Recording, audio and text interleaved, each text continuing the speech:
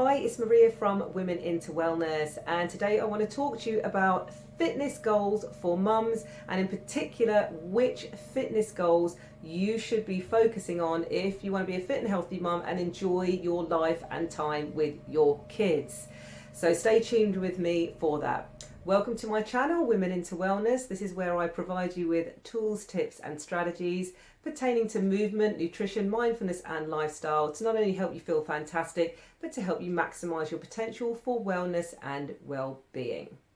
So if you haven't already subscribed, please go ahead, like this video if you like it, pop a comment below and feel free to share it if you think other mums you know and women will benefit from the content I share here. So today I wanted to talk to you about fitness goals for mums, and in particular what type of aspects of fitness you should be focusing on. So first of all, I just want to set the scene for this. Now, if you're a mum who's just had a baby, then you're in that early postnatal recovery stage or within the first year where they're not quite walking yet, or even when they are walking, they're a toddler, you're going to likely be spending a lot of time kneeling down on the floor, getting up and down from the floor, carrying this load of baby, which is progressively going to get heavier. You're also going to be doing things like lifting push chairs out of the back of a car or up and down stairs, or bringing the car seat in and out of the car, moving little bits of furniture around the house. So you've got to make sure that your functional fitness is on point enough to enable you to do those things.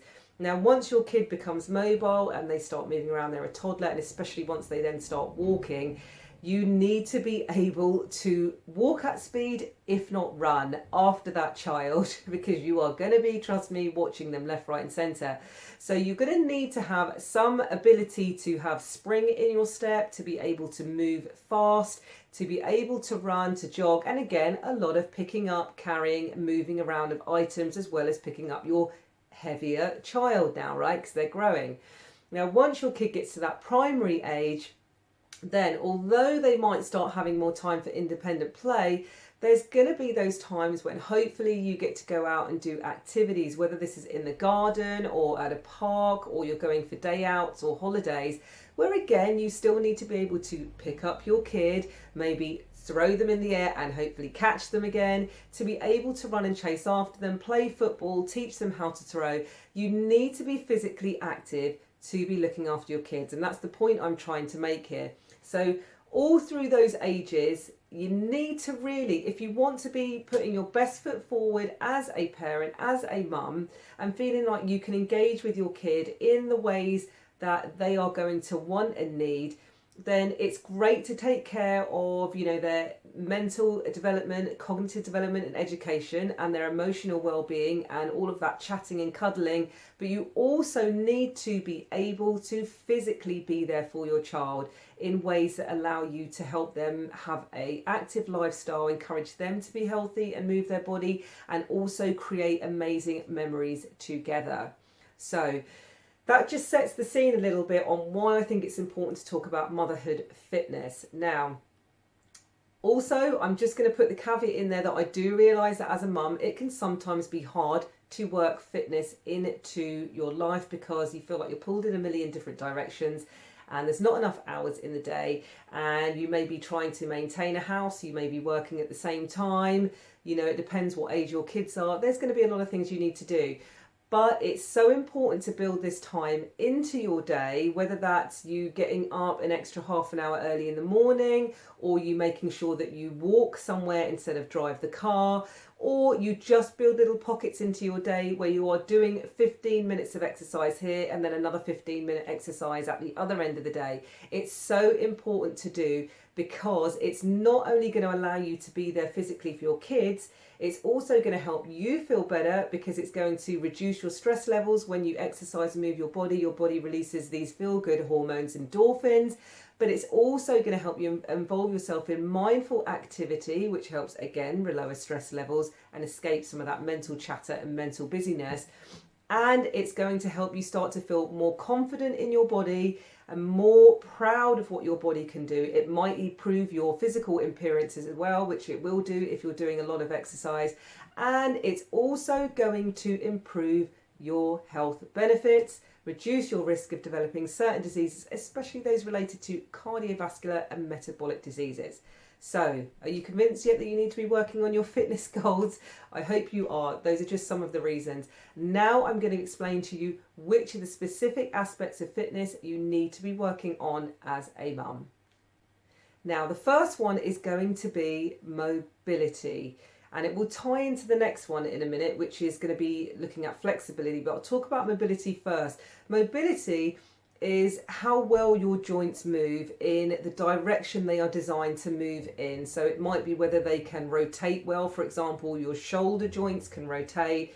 It might be that your arm can lift up and down here in the plane of motion that it is designed to, that your leg can swing forward in that walking gait, okay, and that you can bend and flex your spine. There's a lot of different ways that your joints move, but the idea is that you want to be able to have mobility in your body so that you can perform all of the movements of daily living. And this is what we start to relate to in terms of functional fitness.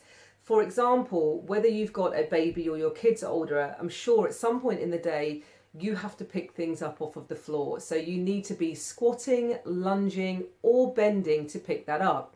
Now, if you've got problems with your knees, or you have stiffness through the back, or you have ailments through your hip girdle, then it's going to restrict your range of movement, and it's going to make these type of activities or patterns of movement that you should generally be doing on a daily basis more difficult for you to do.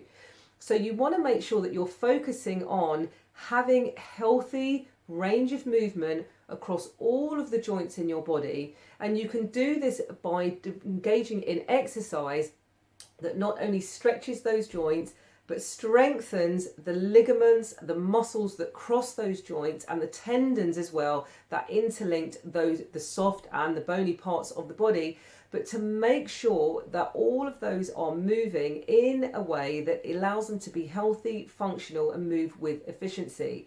So your exercise needs to move you in different planes of motion, okay? You need to be moving forward and backwards, from side to side, from twisting, from bending and flexing, and you need to be doing that on a regular basis so that you keep those joints lubricated and mobile, and that the tendons and also the ligaments and the fascia and the muscles have the ability to support the movement that is required.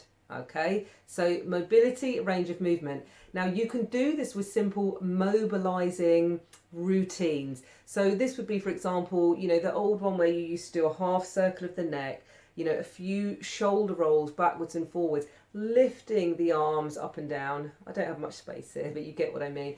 Forwards and backwards, doing some arm swings, doing some torso twisted, some lateral bends, same, moving down the body, working the hip in those different directions, moving through the knee in the healthy directions that it should do, and the ankles, let's not forget the wrists.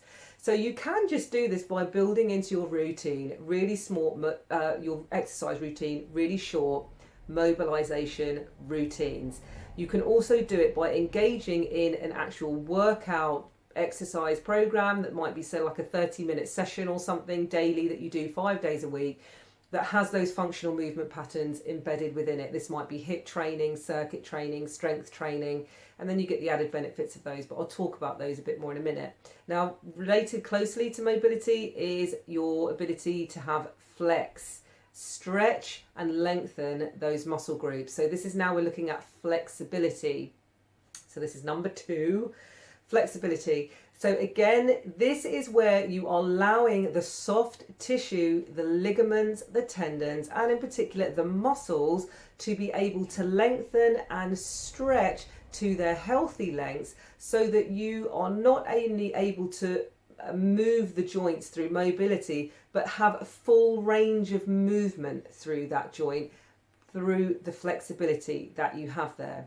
Now, of course, you can do this through having a stretch routine. So this might be a 5-minute morning routine. It might be something you do at the end of a workout or prior to a workout. It could be a lovely relaxing yoga routine you do throughout the day or at the end of the evening to just stretch out your body before you go to bed. But it's so important to build that in. It can also be built in through different types of exercise workouts again. So for example, if you do something like yoga, if you do something like bar, or you do dance fitness that involves something like dance, ballet fitness, you're going to get that flexibility built in there as well. So moving on from that one, we're going to then look at cardiovascular endurance training. Now, this is where you're getting your heart to pump faster and starting to move more blood around the body. You are getting your lungs to increase their respiratory rate, so you're breathing harder. And this usually gets coupled with sweating a bit more because you're working harder. It's a higher intensity type of activity, and it's really where you're starting to allow that cardiovascular system, so your heart to be pumping, your lungs to be working, to get oxygen flow around the body so that it can get into the muscles. This improves the blood supply, it helps flush out toxins in the body, it starts to really regenerate all of those tissues, and it allows you, in terms of a practical sense, to be able to run around, to chase your kids, to run for the bus, to be able to jump, if you're going on a forest walk, to be able to jump off of a log, chase your kid, run through the trees, pick them up, and be able to have lots of fun doing those type of activities. It will also allow you to do things like swimming with your kids, long-term endurance activities such as walking, such as running, playing football. So really important to work cardiovascular into your routine. Now, you can get some benefits of this if you're working at moderate to high intensity. So you need to be thinking that if you've got a scale of 1 to 10, you need to be working out 7 upwards really to start getting cardiovascular benefits that are going to progress you. If you're new to exercise, then you might be working at, say, exertion level of 6, and this is perceived exertion level, so how you feel you're working, how hard do you feel you're working. So really important to work in cardiovascular exercise. You can do this by doing high intensity interval training or straight interval training. You might be doing walking intervals, so walk, jog intervals, or jog, run intervals.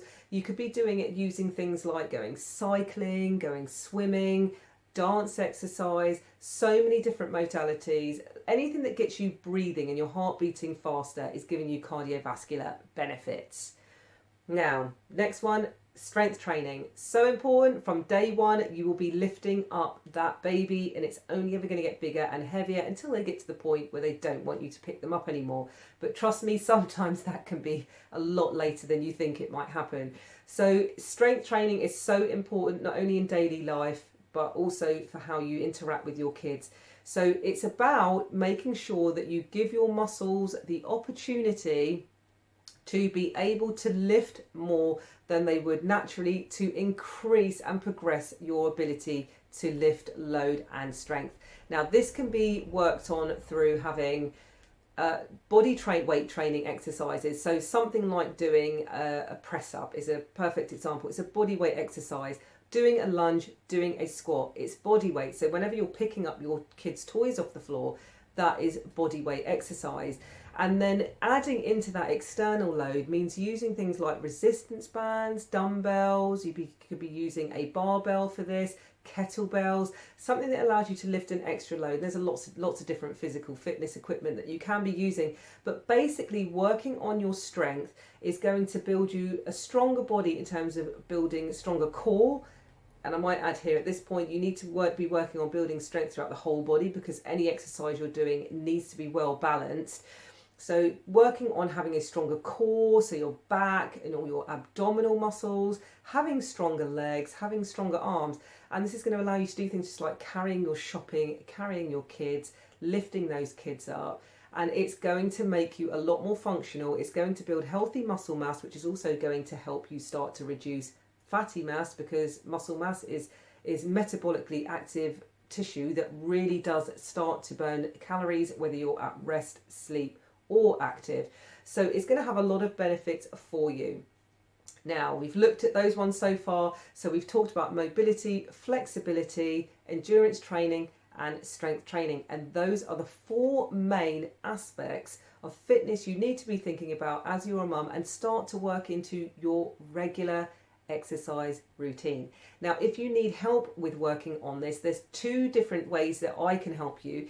One of those is going to be that if you're in the early postnatal recovery phases, I have a program which is designed for mums, and it's called Mama Loves Wellness. And this is a complete online, do-it-yourself program that not only covers all of the aspects of wellness coaching that are going to really help you vitalize and yourself, restore yourself and feel you're at your best through these early motherhood stages, but it also has a fully phased exercise program built in there that takes you step by step through the process of rehabilitating your body, restoring the function throughout that body, and hitting all of those markers that we just mentioned.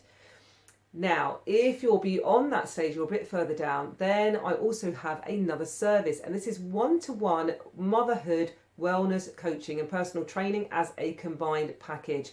And this is an amazing one because it's designed bespoke for you, and it involves you having a one-to-one session with me per week, which is either something done online or face-to-face when that is something that we are able to do. And it allows you to have a package designed specific to your needs, to your goals, and also to your own personal history, whether that's medical history, your current situation, your preferences, and what you can fit into your lifestyle. So that's a wonderful way of getting something that is really finely tuned to your own needs. If you want any further information about these, I'm going to pop them down below and have some links in there. You can also find all the information on my website, which is www.womenintowellness.com. So I hope you've enjoyed this video. Don't forget, there's 4 things you should be focusing on if you want to maximize your fitness as a mum and get all of those benefits, not only for yourself, but also for your kids and as a family, to build memories together. Because trust me, so many memories come from being able to engage with your kids and be able to do some of the physical activities that they love and enjoy. So thanks for watching this video. If you found it useful, please go ahead, tick the like button, and most importantly, share it so that other mums and women like you can benefit from the information I've put here. Until I see you next time, I wish you well and I thank you for watching.